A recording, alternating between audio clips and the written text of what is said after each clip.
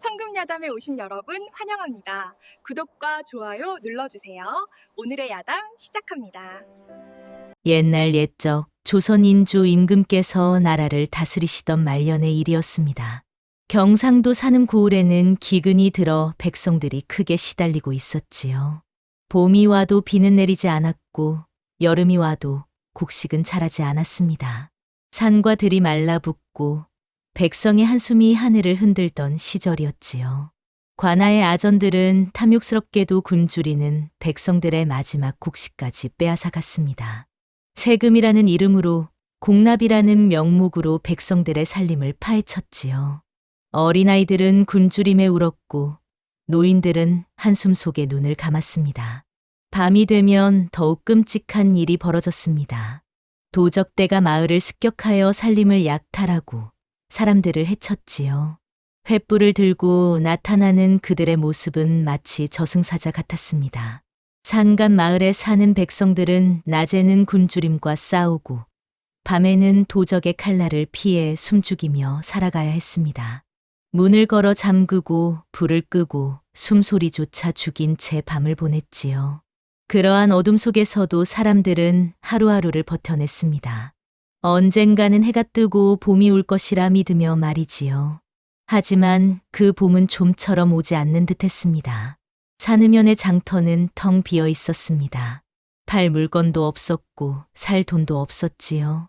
한때는 사람들의 웃음소리로 가득하던 장터가 이제는 귀신이 나올 듯 쓸쓸했습니다. 하지만 누구도 알지 못했습니다.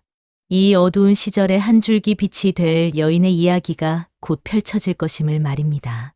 산음 고을 산간 마을 끝자락에 작은 초가집 한 채가 서 있었습니다. 그 집은 다른 집들보다 더 외딴 곳에 있었지요. 산을 등지고 앞으로는 좁은 길 하나만이 나 있었습니다. 그 집에는 윤월이라는 이름의 젊은 과부가 홀로 살고 있었습니다. 25의 나이였으나 그녀의 얼굴에는 세월의 무게가 서려 있었지요. 3년 전 북쪽 오랑캐와의 전쟁에서 남편이 전사한 후 윤월은 혼자가 되었습니다. 남편은 전쟁터로 떠나며 말했지요. 부디 무사히 돌아오겠소. 기다려 주시오.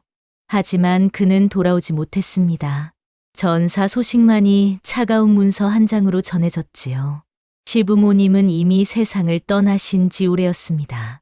남편이 전쟁터로 떠나기 전에 시아버님이 병으로 돌아가셨고 그 슬픔을 이기지 못한 시어머님도 석 달 만에 뒤를 따르셨지요.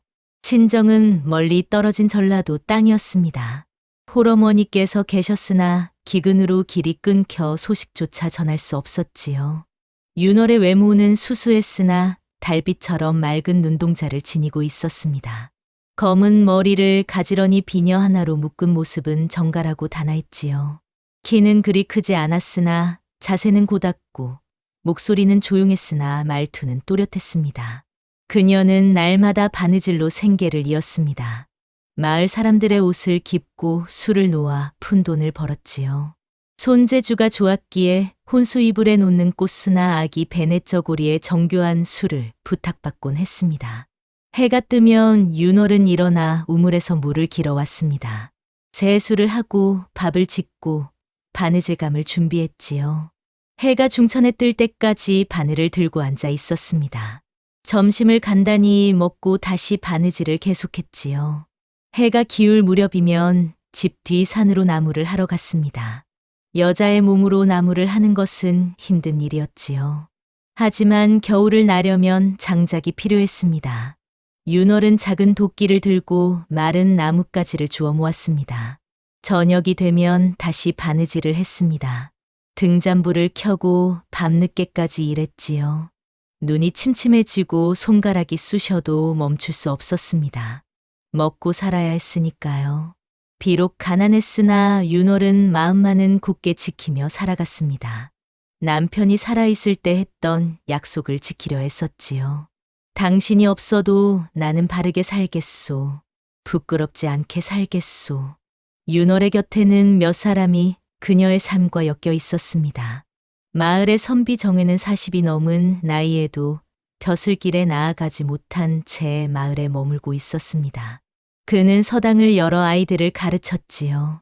온유한 성품을 지녔으나 그의 눈빛 속에는 윤월을 향한 은근한 연정이 숨어 있었습니다. 정회는 종종 윤월의 집 앞을 지나며 안부를 물었습니다. 과부 혼자 사시기 힘드시겠소. 무슨 일이든 말씀하시면 돕겠소. 윤월은 공손히 인사만 했지요. 남의 입에 오르내릴까 조심스러웠습니다. 정회는 때때로 책을 빌려주었습니다. 이 책이 심심풀이에 도움이 되실 것이요. 윤월은 감사히 받아 읽었지요. 글을 아는 것이 다행이었습니다. 어릴 적 아버지께서 그를 가르쳐 주신 덕분이었지요. 반면 산음연의 아점 박유겸은 탐욕스러운 자였습니다. 50줄의 나이에 배는 불룩하고 눈은 가늘었지요. 그는 윤월의 집과 땅을 탐내며 기회만 엿보고 있었습니다. 박유겸의 욕심은 끝이 없었습니다. 이미 마을의 좋은 땅은 대부분 그의 소유였지요. 백성들이 세금을 내지 못하면 땅을 빼앗았고 빚을 갚지 못하면 집을 차지했습니다. 그렇게 부를 쌓아온 자였지요. 윤월의 집이 있는 땅은 작았으나 위치가 좋았습니다. 뒤로는 산이 있어 나무를 구하기 쉬웠고 앞으로는 물길이 있어 농사짓기에 알맞았지요. 더구나 집 뒤 우물은 아무리 가뭄이 들어도 마르지 않는 신기한 우물이었습니다. 과부가 혼자 살기에는 세상이 험하지 않소. 내게 의지하면 편히 살 수 있을 터인데. 박유겸은 종종 이런 말로 윤월을 괴롭혔습니다. 한 번은 대낮에 윤월의 집으로 찾아와 말했지요. 이 땅을 내게 팔면 좋은 값을 주겠소. 그 돈으로 마을 안쪽에 작은 방 하나 얻어 편히 사시오. 윤월은 단호히 거절했습니다. 이 집은 서방님과 함께 살던 곳이옵니다. 팔 수 없습니다.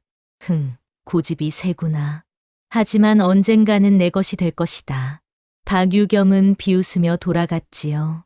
윤월은 그의 뒷모습을 보며 불안한 마음을 감출 수 없었습니다.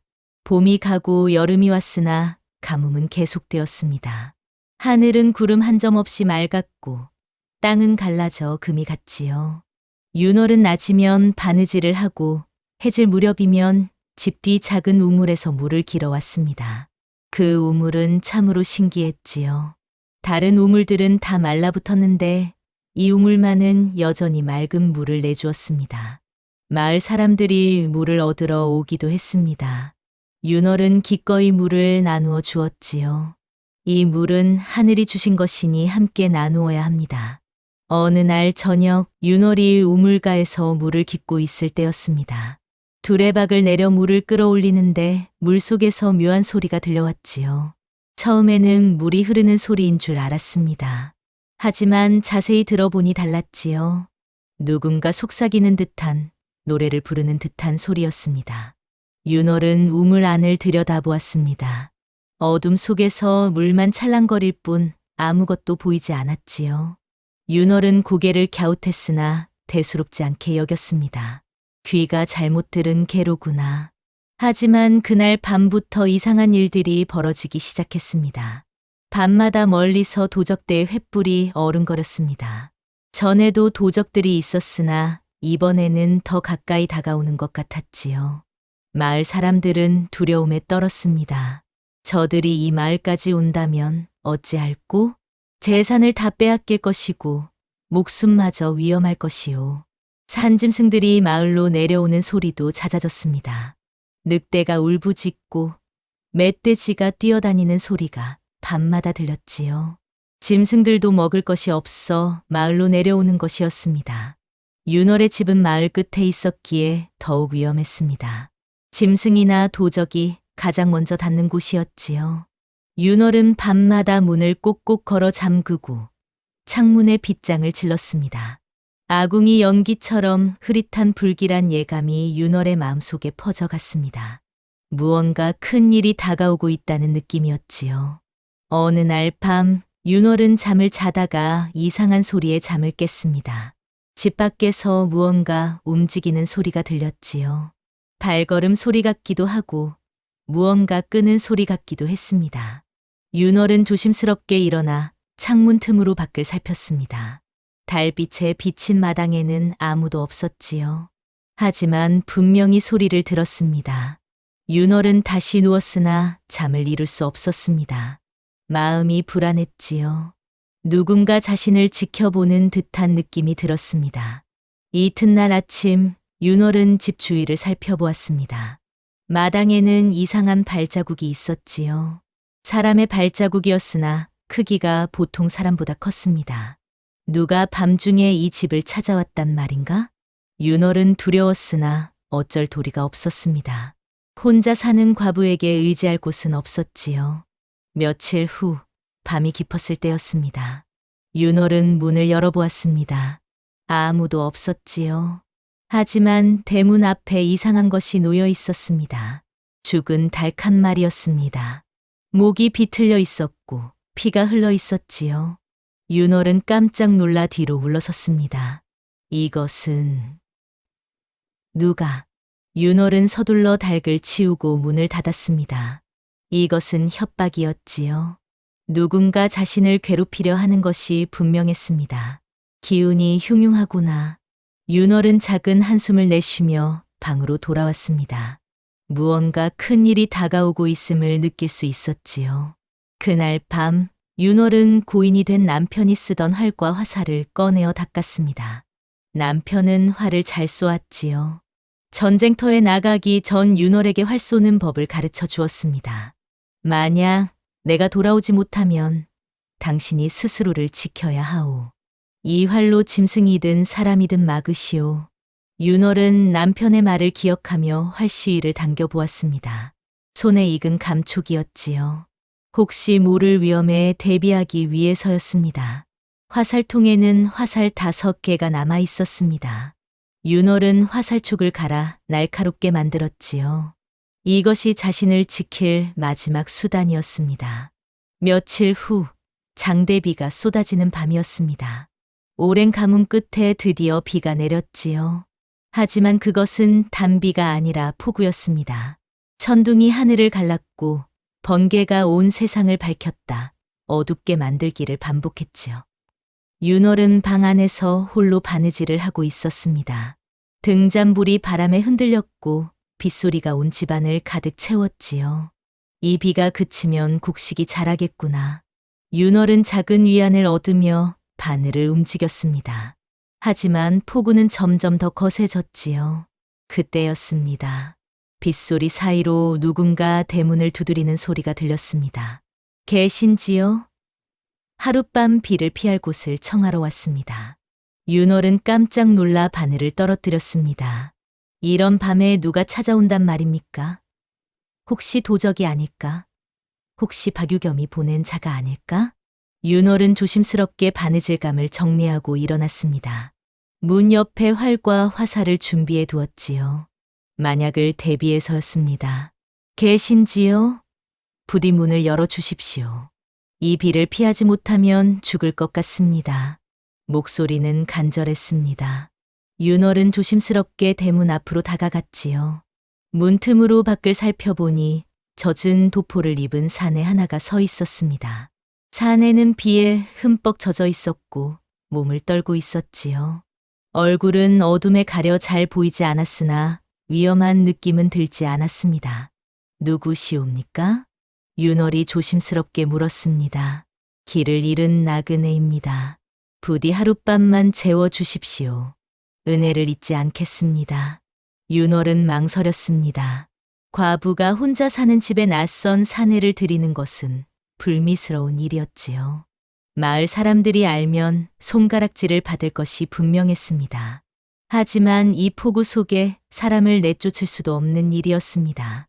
사람이 죽을 수도 있었지요. 윤월은 남편이 살아있을 때 했던 말을 떠올렸습니다. 사람됨이 먼저요. 체면이나 소문은 그 다음이요. 윤월은 결심했습니다. 잠시만 기다리십시오. 윤월은 빗장을 풀고 문을 열었습니다. 사내는 비에 흠뻑 젖어 있었으나 그 말투와 걸음걸이가 예사롭지 않았지요. 도포는 낡았으나 천은 좋은 것이었고 신발은 비록 젖었으나 만들새가 정교했습니다. 고맙습니다. 사내가 고개를 숙이며 인사했습니다. 번개가 번쩍이며 사내의 얼굴을 비췄지요. 윤월은 순간 숨이 멎을 뻔했습니다. 사내의 얼굴은 수려했습니다. 눈썹은 검고 진했으며 눈은 깊고 맑았지요. 코는 오뚝했고 입술은 단정했습니다. 나이는 30 중반쯤 되어 보였 하지만 더욱 놀라운 것은 그의 기품이었습니다. 비에 젖어 초라한 모습이었으나 그 속에서 풍기는 위엄은 감출 수 없었지요. 윤월은 사내를 안으로 들이며 말했습니다. 마루에서 비를 피하십시오. 과부의 집이라 깊숙이 들일 수는 없사옵니다. 그것만으로도 감사하옵니다. 목숨을 구해주셨으니 은혜를 어찌 갚겠습니까? 사내의 말투는 공손했으나 어딘가 격식이 있었습니다. 평범한 나그네의 말투가 아니었지요. 윤월은 사내에게 마른 수건과 따뜻한 차를 내왔습니다. 이것으로 몸을 닦으시고 차를 드십시오. 감기에 드실까 걱정됩니다. 고맙습니다. 사내는 젖은 도포를 벗고 마루 한켠에 앉았습니다. 번개 빛에 비친 사내의 몸에는 상처가 여럿 있었지요. 칼에 베인 상처, 화살에 스친 상처들이었습니다. 손님, 다치셨습니까? 윤월이 놀라 물었습니다. 아, 이것은 길을 가다 산짐승과 맞닥뜨려 생긴 상처입니다. 걱정하지 마십시오. 사내는 대수롭지 않게 말했으나 윤월은 의심스러웠습니다. 산짐승이 저런 상처를 낼 리 없었지요. 그것은 분명 사람의 칼에 베인 상처였습니다. 먼 길을 오셨나 보옵니다. 윤월이 조심스럽게 물었습니다. 그렇습니다. 한양에서 이곳까지 왔지요. 생각보다 길이 험했습니다. 한양에서라니 그렇게 먼 곳을 어찌 오셨습니까? 볼 일이 있어서였습니다. 하지만 일이 뜻대로 되지 않았지요. 사내의 목소리에는 깊은 피로와 슬픔이 묻어 있었습니다. 그는 차를 마시며 창밖을 바라보았지요. 번개가 번쩍일 때마다 그의 얼굴에 그림자가 드리웠습니다. 이런 밤에 문을 열어주시니 은혜를 잊지 않겠습니다. 해가 뜨면 바로 떠나겠습니다. 괜찮습니다. 비가 그칠 때까지 쉬십시오. 윤월은 방으로 돌아가려 했습니다. 그런데 사내가 갑자기 쓰러지듯 마루에 누웠지요. 손님, 윤월이 놀라 달려갔습니다. 사내는 깊은 잠에 빠져 있었습니다. 얼마나 지쳤으면 이렇게 바로 잠이 들었을까요? 윤월은 이불을 가져와 사내에게 덮어주었습니다. 사내의 얼굴을 자세히 보니 눈 밑에 그늘이 져 있었고 입술은 바짝 말라 있었죠. 며칠을 제대로 쉬지 못한 것 같았습니다. 그때였습니다.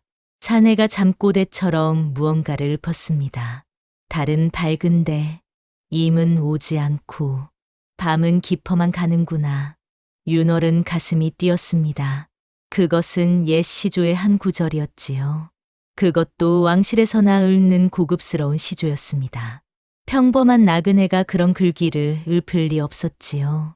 대체 누구신가? 윤월은 의문을 품은 채 자신의 방으로 돌아갔습니다. 하지만 밤새도록 잠을 이룰 수 없었지요.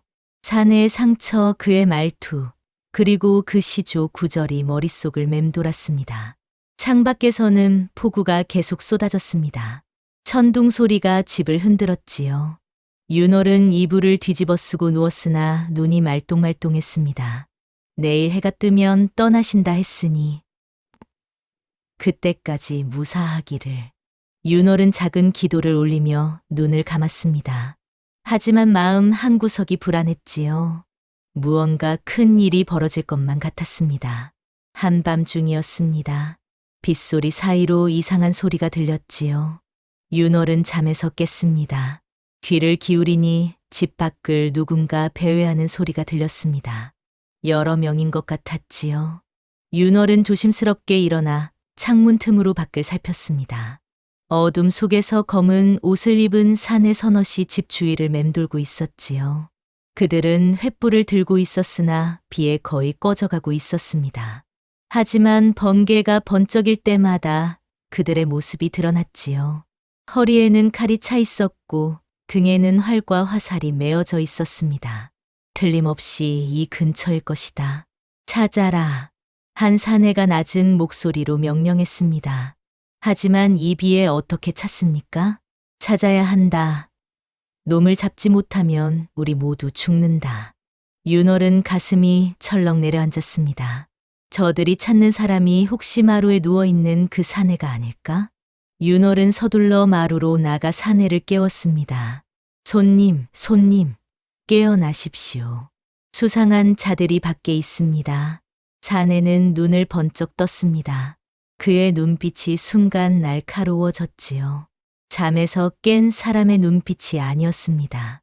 오히려 오랫동안 경계하며 살아온 사람의 눈빛이었지요. 몇 명입니까? 사내가 낮은 목소리로 물었습니다. 네, 아니, 5인 것 같습니다. 무기는? 칼과 활을 가지고 있습니다. 사내는 고개를 끄덕이며 일어났습니다. 그는 창밖을 조심스럽게 살폈지요. 저들은 나를 찾는 자들일지도 모릅니다. 무슨 말씀이십니까? 손님께서 무슨 일을 저질러 저들이 쫓아온 것입니까? 사내는 윤호를 바라보았습니다. 그의 눈빛에는 미안함과 결연함이 동시에 담겨 있었지요. 말하자면 길지만 나는 쫓기는 몸입니다. 역적들에게 말이지요. 역적이라니요? 지금은 자세히 말할 수 없소. 하지만 한 가지는 확실히 말씀드리겠소. 사내가 윤월의 손을 잡았습니다. 부디 당신만은 다치게 하지 않겠습니다.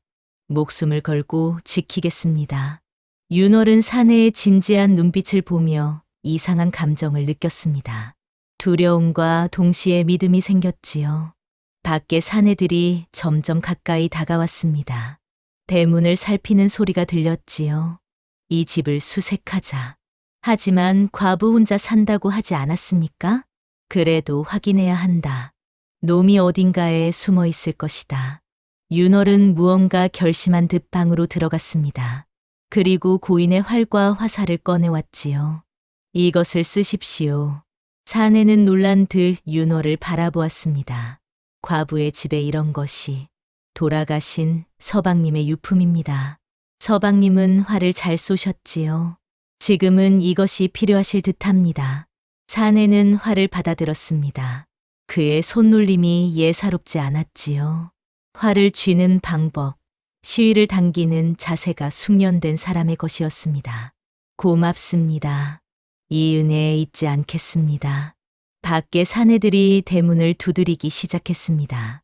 문 열어라. 수상한 자가 이 안에 숨어 있다. 윤월은 떨리는 목소리로 대답했습니다. 이 집에는 과부 혼자뿐이옵니다. 아무도 없습니다. 거짓말 마라. 분명 이 근처에 있다고 했다. 어서 문을 열지 못할까? 사내들이 대문을 부수려 했습니다. 윤월은 사내를 뒤쪽 방으로 피신시키고 홀로 대문 앞에 섰지요. 문을 부수시면 관아에 고하겠나이다. 관아? 하하. 우리가 관아를 무서워할 줄 아느냐. 그때였습니다. 사내가 창문을 살짝 열고 화살을 시위에 걸었습니다. 그는 숨을 깊이 들이마시고 조준했지요. 화살이 날아갔습니다. 쉬익 소리와 함께 화살은 정확히 대문을 부수려던 자의 손등을 스쳤지요. 이야! 비명 소리와 함께 밖에 사내가 손을 움켜쥐며 뒤로 물러났습니다. 안에 활을 쏘는 자가 있다. 조심해라. 놈이 안에 있는 게 분명하다. 불을 질러라. 사내들이 불을 붙이려 했습니다. 하지만 폭우 때문에 불이 붙지 않았지요. 사내는 다시 화살을 쏘았습니다. 이번에는 한 사내의 다리를 맞췄지요. 이놈. 활을 너무 잘 쏜다. 물러서라. 사내들은 잠시 망설이다가 어둠 속으로 사라졌습니다. 윤월과 사내는 가까스로 위기를 넘긴 것이었지요. 윤월은 안도의 한숨을 내쉬며 바닥에 주저앉았습니다. 온몸에 힘이 풀렸지요. 사내가 다가와 윤월을 일으켰습니다. 무사하십니까? 예, 다행히. 하지만 손님, 저들은 누구입니까? 왜 손님을 쫓는 것입니까? 사내는 한숨을 내쉬었습니다. 송구하오. 나 때문에 위험에 처하게 했소. 하지만 지금은 말할 수 없소. 다만 사내가 말을 멈췄습니다. 그의 손에서 무언가 떨어졌지요. 그것은 옥으로 만든 비녀 조각이었습니다. 아주 작은 조각이었으나 그 문양이 특별했지요. 달빛에 비친 그 문양을 보고 윤월은 숨이 멎을 듯했습니다. 그 문양은 봉황이었습니다. 그것도 오직 왕실에서만 쓸 수 있는 오봉무펑 문양이었지요. 윤월은 한 번 시집 갈 때 본 적이 있었습니다. 임금의 행차가 지나갈 때 봤던 그 문양이었지요.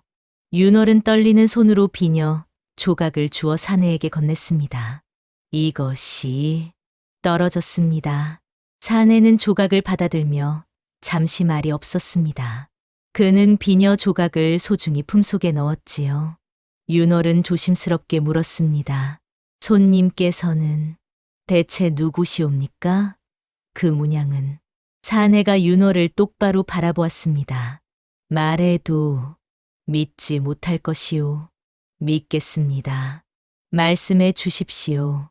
손님을 도와드리고 싶습니다. 사내는 한참을 망설이다가 깊은 한숨을 내쉬었습니다. 나는 어가를 타고 이 지방을 순행하던 중역적들의 습격을 받았소. 어가라니. 설마 그렇소. 나는 한 달 전 경상도 지방의 백성들을 위문하기 위해 한양을 떠났지요. 하지만 산음 고을에 이르렀을 때 역적들이 습격했소. 사내의 목소리가 떨렸습니다. 호위는 모두 당했고 나만 겨우 목숨을 건져 도망쳤지요. 옷을 벗어 던지고 신분을 감추고 이렇게 도망 다니는 신세가 되었소. 윤월은 무릎을 꿇었습니다. 몸이 저절로 움직였지요. 전하를 알아보지 못한 죄 용서하옵소서. 일어나시오. 지금 짐은 임금이 아니오. 목숨을 구걸하는 도망자일 뿐이오. 임금의 목소리에는 깊은 비애와 분노가 묻어 있었습니다. 윤월은 고개를 들어 임금을 바라보았지요. 전하, 그러하시면 아니 되옵니다. 전하께서는 이 나라의 임금이시옵니다. 임금이라 백성을 지키지 못하고 역적을 막지 못한 무능한 임금일 뿐이오. 임금이 주먹을 불끈 쥐었습니다. 호위가 당하는 것을 보면서도 짐은 아무것도 하지 못했소. 그저 도망치기만 했소. 이런 짐이 무슨 임금이란 말이오? 윤월은 일어나 임금 앞에 섰습니다. 전하께서 살아계셔야 이 나라가 삽니다. 전하께서 돌아가시면 역적들의 뜻대로 되는 것이옵니다. 하지만 전하께서 제 집으로 오신 것은 하늘이 정한 인연이옵니다. 소녀가 전하를 지키겠나이다. 임금은 윤월을 바라보았습니다. 그녀의 눈빛에는 흔들림 없는 결의가 담겨 있었지요. 약한 과부가 아니라 강인한 여인의 눈빛이었습니다. 그대는 참으로 대단한 여인이요. 임금의 눈빛에 묘한 떨림이 일었습니다. 그날 밤 두 사람은 더 이상 잠을 자지 못했습니다. 윤월은 임금을 방 안으로 모셨고 자신은 마루에서 밤을 지샜지요. 전하, 방 안이 더 안전하옵니다. 제가 밖을 지키겠나이다. 아니요, 그럴 수 없소. 짐이 밖을 지킬 터이니 그대는 안에서 쉬시오. 전하, 그러실 수 없사옵니다. 전하의 몸이 더 소중하옵니다. 두 사람은 서로를 걱정하며 밤을 보냈습니다. 밖에서는 폭우가 계속 쏟아졌지요. 새벽이 되자 비가 조금씩 잦아들었습니다. 동쪽 하늘이 희끗희끗 밝아오기 시작했지요. 임금이 창밖을 바라보며 말했습니다. 날이 밝으면 이곳을 떠나야 하오. 더 이상 그대에게 누를 끼칠 수 없소. 전하, 어디로 가시렵니까? 밖에는 역적들이 전하를 찾고 있사옵니다. 그래도 가야 하오. 한양으로 돌아가 충신들을 모으고 역적들을 소탕해야 하오. 윤월은 고개를 저었습니다. 전하 혼자서는 위험하옵니다. 한양까지 가는 길이 얼마나 멉니까? 그 사이에 역적들에게 다시 잡히실 수도 있사옵니다. 그렇다고 여기에 계속 숨어 있을 수는 없소. 전하, 소녀에게 계책이 있습니다. 윤월이 말했습니다. 먼저 이곳에서 몸을 추스르십시오. 상처도 치료하시고 기력도 회복하십시오. 그동안 소녀가 마을에 나가 소식을 알아보겠나이다. 하지만 그대가 위험할 것이오. 소녀는 이 마을 사람이옵니다. 아무도 의심하지 않을 것입니다. 전하께서는 이곳에 숨어 계십시오. 임금은 망설이다가 고개를 끄덕였습니다. 알겠소. 그대의 뜻을 따르겠소. 해가 떠올랐습니다. 폭우가 그치고 하늘이 맑아졌지요. 윤월은 임금을 방 안에 숨기고 평소처럼 마을로 나갔습니다. 마을은 비 때문에 난리가 났습니다. 집이 무너지고 길이 끊어졌지요. 사람들은 피해를 수습하느라 바빴습니다. 윤월은 마을 사람들을 도우며 소식을 들었습니다. 어젯밤 이상한 자들이 마을을 돌아다녔다더군요. 그렇소. 검은 옷을 입고 무기를 든 자들이었다오. 무엇을 찾는 것 같던데 결국 아무것도 못 찾고 갔다더군요. 윤월은 안도의 한숨을 내쉬었습니다. 역적들이 아직 임금을 찾지 못한 것이었지요. 마을 선비 정회가 윤월을 불렀습니다. 윤월, 어젯밤 무사했소? 예, 다행히 무사했습니다. 다행이요. 그런데 혹시 이상한 사람을 보지 못했소? 어젯밤 수상한 자들이 누군가를 찾아다녔다는데. 윤월은 조심스럽게 대답했습니다. 아니옵니다.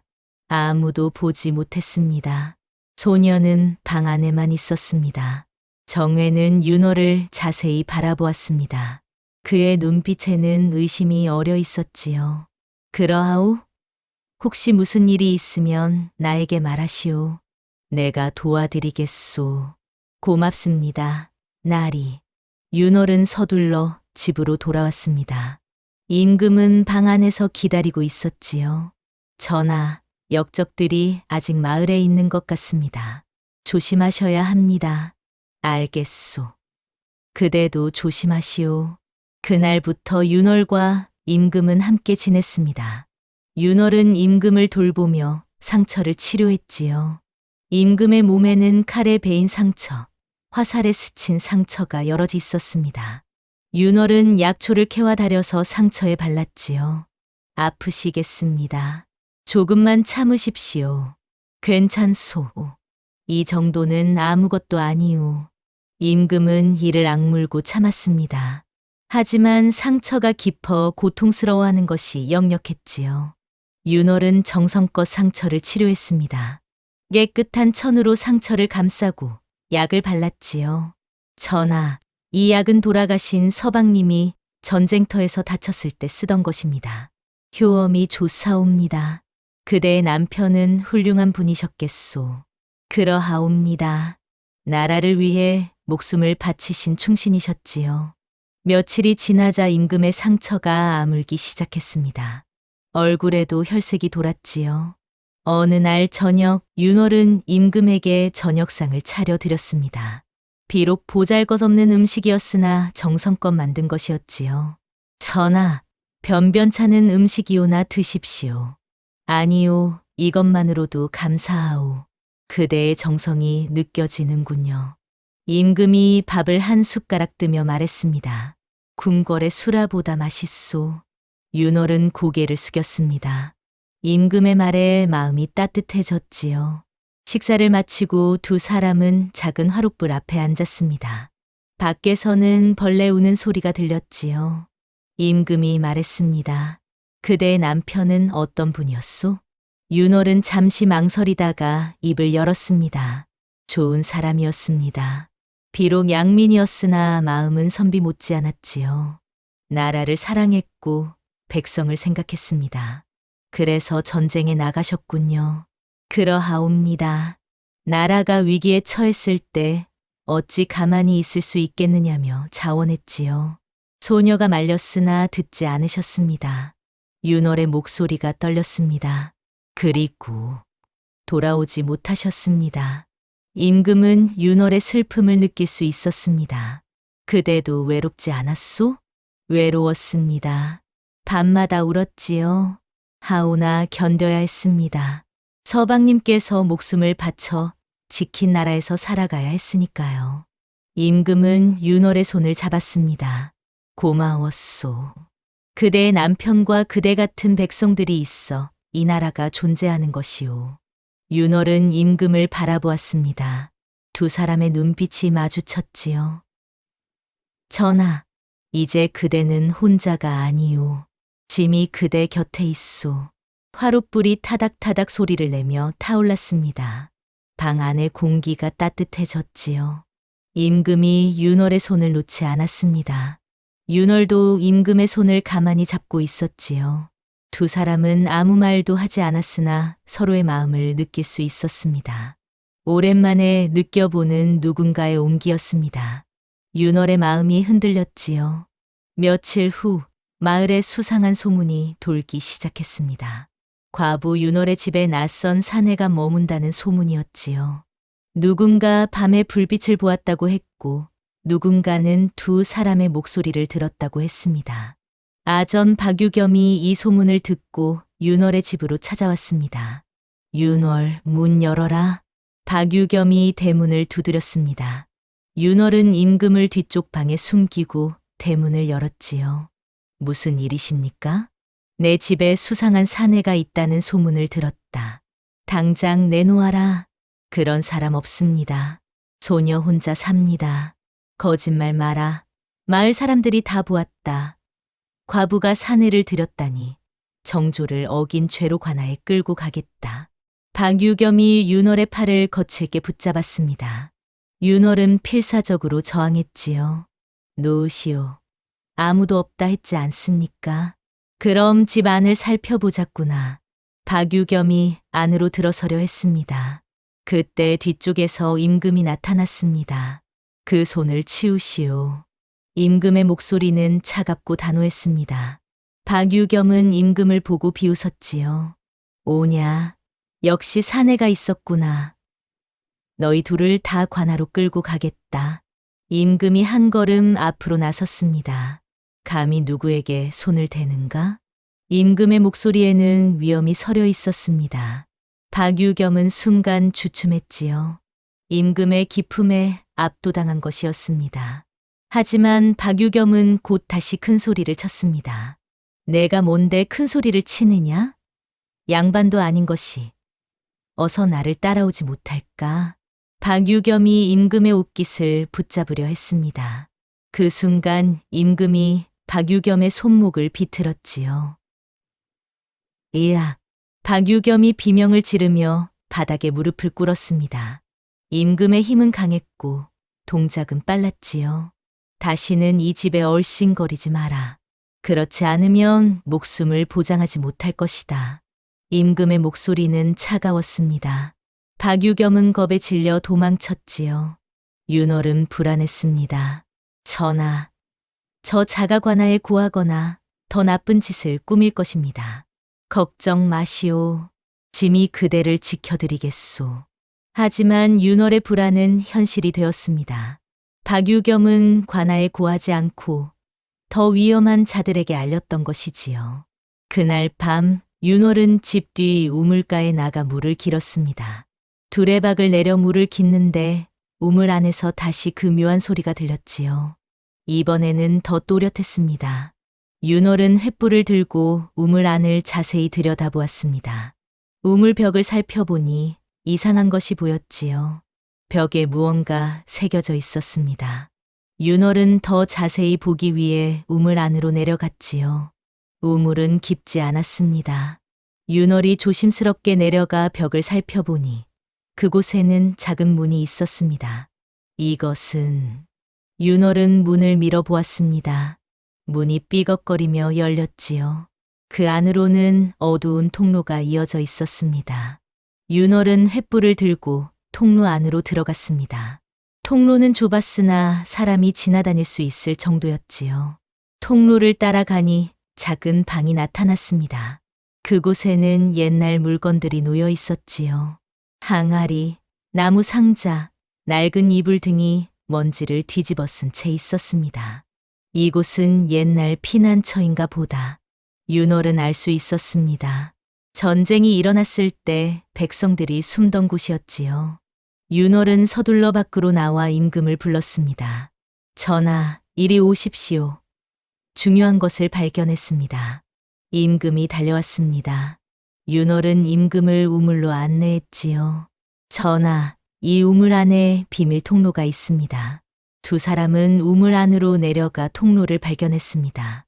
이것은 옛날 피난처인 듯하오. 그렇사옵니다. 전쟁 때 백성들이 숨던 곳일 것입니다. 두 사람은 통로를 따라 방까지 들어갔습니다. 임금이 방을 둘러보며 말했습니다. 이곳이라면 안전하겠소. 위험할 때 이곳으로 피하십시다. 그렇게 하겠나이다. 두 사람은 다시 밖으로 나왔습니다.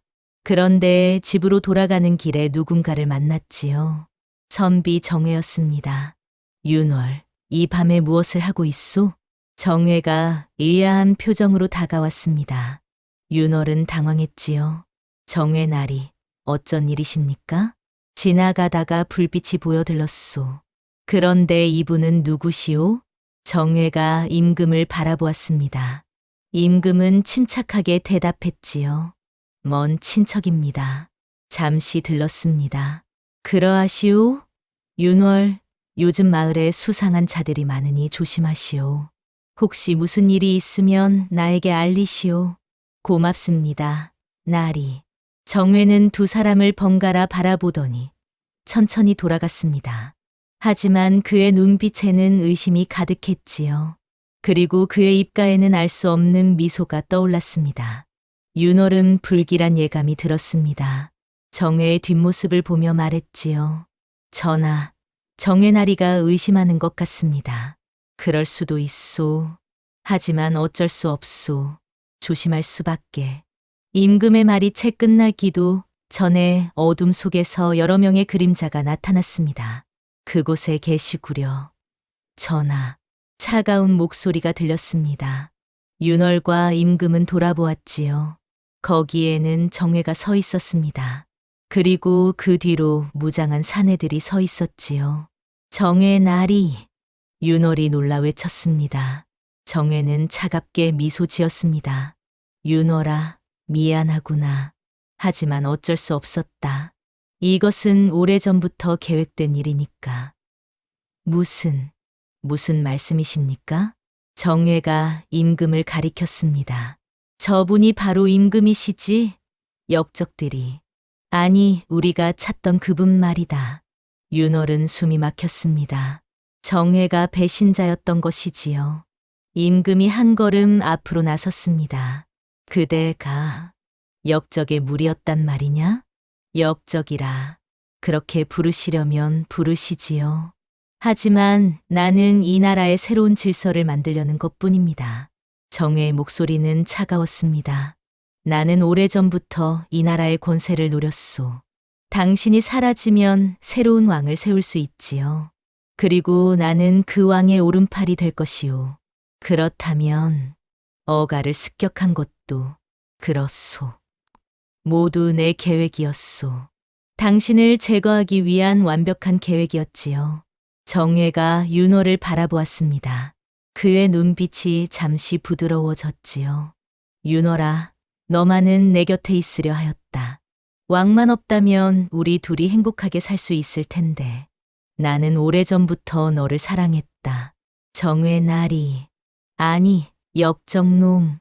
윤월이 분노에 찬 목소리로 외쳤습니다. 어찌 나라와 임금을 배신할 수 있단 말이냐.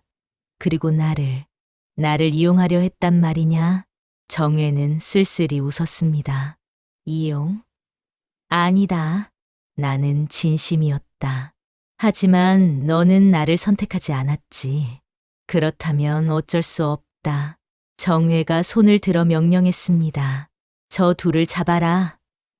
임금은 살려두되 여자는 내게 데려와라. 사내들이 일제히 달려들었습니다. 윤월과 임금은 필사적으로 저항했지요. 윤월은 품속에 숨겨둔 작은 칼을 꺼냈습니다. 임금은 맨손으로 사내들과 맞섰지요. 전하, 우물로 가십시오. 윤월이 외쳤습니다.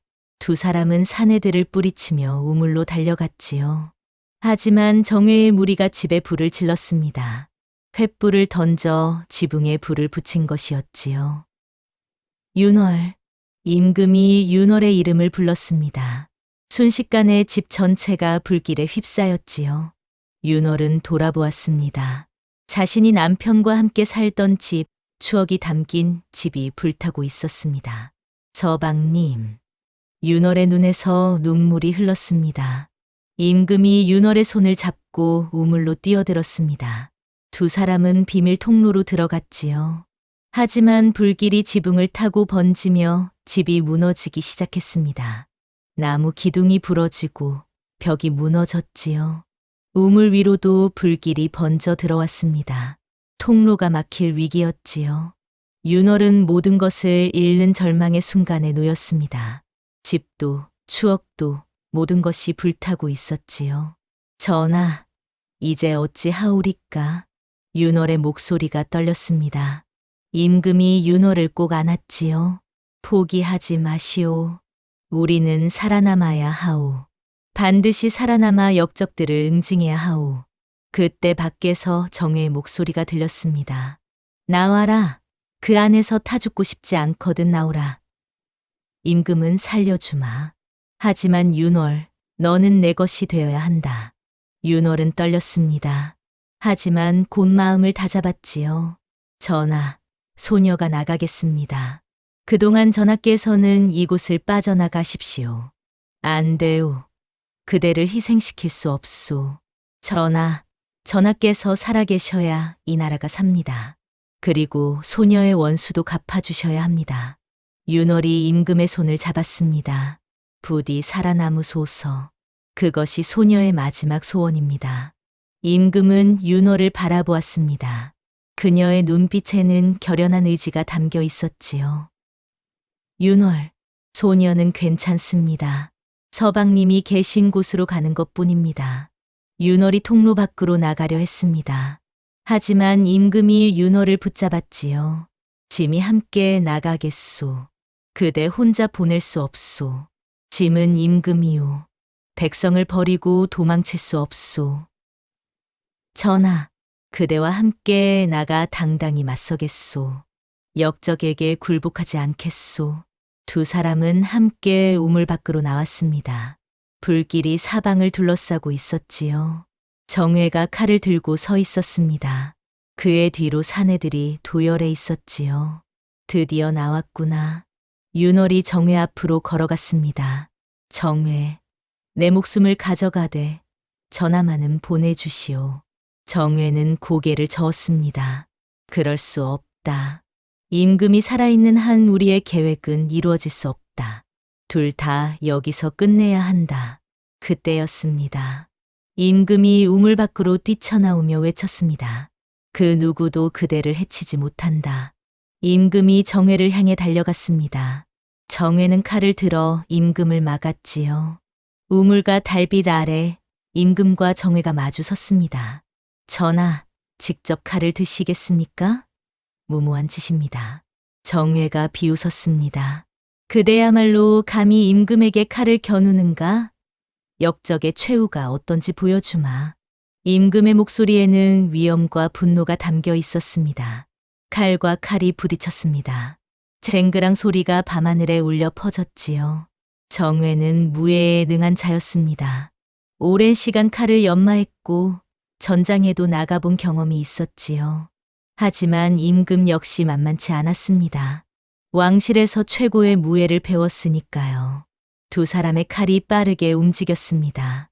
불꽃이 튀고 땀이 흘렀습니다. 달빛과 불빛이 칼날에 반사되어 번쩍였지요. 전하, 늙으셨군요. 예전 같지 않습니다. 정회가 조롱했습니다. 역적의 입에서 나오는 말은 듣기 싫구나. 임금이 칼을 휘둘렀습니다. 정회가 간신히 막아냈지요. 윤월은 불길 속에서 그 광경을 지켜보았습니다. 임금이 위험했습니다. 정회가 점점 임금을 압도하고 있었지요. 윤월은 남은 활과 화살을 찾았습니다. 불길 속에서 겨우 활을 찾아냈지요.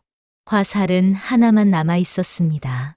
윤월은 활을 들었습니다. 손이 떨렸지만 마음을 다잡았지요.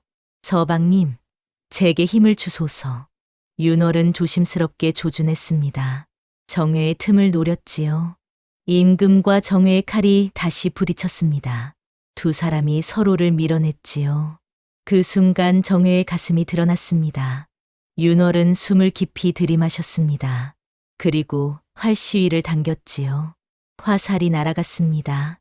달빛을 가르며 불빛을 뚫고 정확히 정회의 가슴을 향해 날아갔지요. 시, 화살이 정회의 가슴에 꽂혔습니다. 정회가 비틀거리며 뒤로 물러났습니다. 그는 믿을 수 없다는 표정으로 가슴에 꽂힌 화살을 바라보았지요. 윤월. 내가.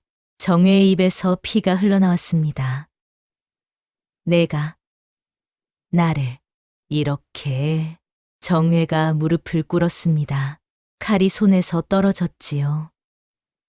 너만 내 곁에 있었더라면 우리는 행복할 수 있었을 텐데. 정회의 목소리가 점점 작아졌습니다.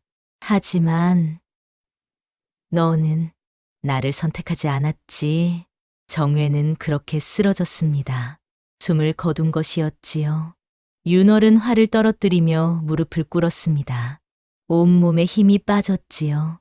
사람을 죽인다는 것, 그것도 아는 사람을 죽인다는 것이 이렇게 힘든 일인지 처음 알았습니다. 임금이 달려와 윤월을 일으켰습니다. 윤월, 고맙소. 그대가 아니었다면 짐은 죽었을 것이오.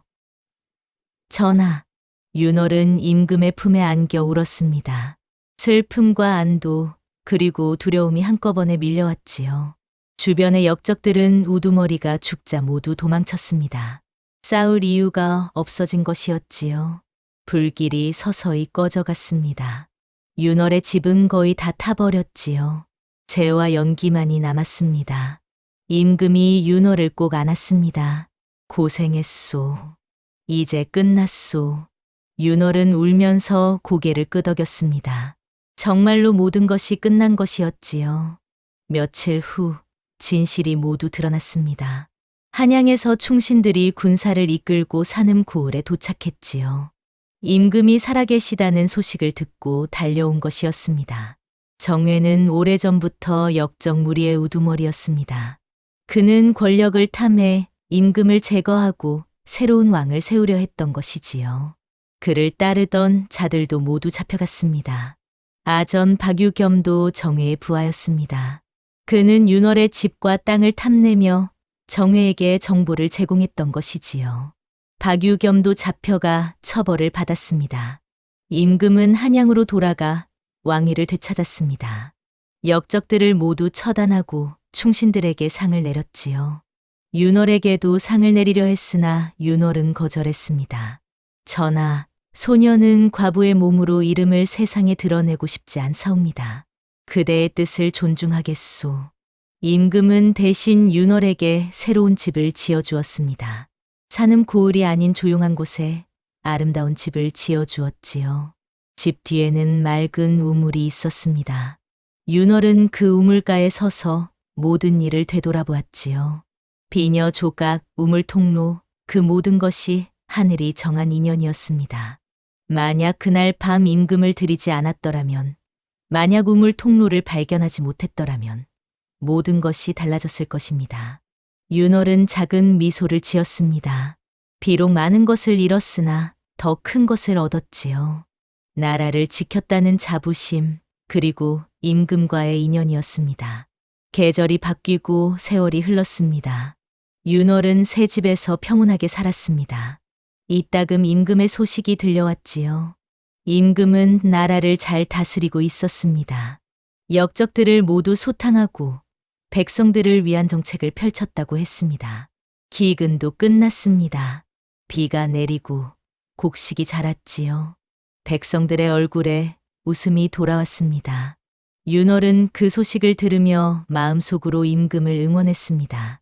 멀리서나마 임금이 잘 지내기를 바랐지요. 어느 봄날 밤 윤월은 집 앞마당에 서 있었습니다. 달이 밝게 떠 있었고 매화 한 송이가 피어 있었지요. 향기가 바람에 실려왔습니다. 그때였습니다. 멀리서 말발굽 소리가 들렸습니다. 윤월은 고개를 들었습니다. 어둠 속에서 한 사람이 말을 타고 천천히 다가왔지요. 임금이었습니다. 전하, 윤월의 목소리가 떨렸습니다. 임금은 말에서 내리지 않았습니다. 멀리서 윤월을 바라보며 말했지요. 달은 늘 그 자리에 있으니 그대 또한 평안하기를. 전하도 평안하소서. 임금은 고개를 끄덕였습니다. 두 사람은 오랫동안 서로를 바라보았지요. 그대를 잊지 못할 것이오. 소녀도 전하를 잊지 않겠나이다. 임금은 말을 돌렸습니다. 그는 천천히 어둠 속으로 사라져 갔지요. 말발굽 소리가 점점 멀어졌습니다. 윤월은 대문 앞에 핀 매화를 바라보았습니다. 꽃이 피 바람에 흩날리며 떨어졌지요. 그녀는 알고 있었습니다. 사랑은 함께하는 것만이 아니라 서로를 응원하며 각자의 자리에서 빛나는 것임을 말입니다. 신분보다 중요한 것은 마음의 고듬이었습니다. 어둠 속에서도 의로운 자는 스스로 빛을 낸다는 것을 깨달았지요. 윤월은 작은 미소를 지으며 집 안으로 들어갔습니다. 그녀의 마음은 평온했습니다. 슬프지만 아름다운 추억, 그것으로 충분했지요. 옛말에 이런 말이 있습니다. 의로운 마음 하나가 1000명의 군사보다 강하다고 말이지요. 윤월은 연약한 과부였으나 나라와 임금을 지킨 의로운 여인이었습니다. 그녀의 용기는 역사 속에 기록되지는 않았으나 하늘은 알고 있었지요. 우리도 윤월처럼 어려운 순간에 의로운 선택을 할 수 있어야 합니다. 신분이나 지위가 아니라 마음의 고듬이 진정한 가치임을 잊지 말아야 하지요. 또한 사랑은 소유가 아니라 서로를 존중하고 응원하는 것임을 배워야 합니다. 윤월과 임금처럼 각자의 자리에서 빛을 내며 살아가는 것. 그것이 진정한 사랑이 아니겠습니까? 다음 영상을 빠르게 만나보시려면 좋아요와 구독을 눌러주세요. 그럼 더 재미있는 영상으로 찾아뵙겠습니다. 모두 행복한 하루 보내세요.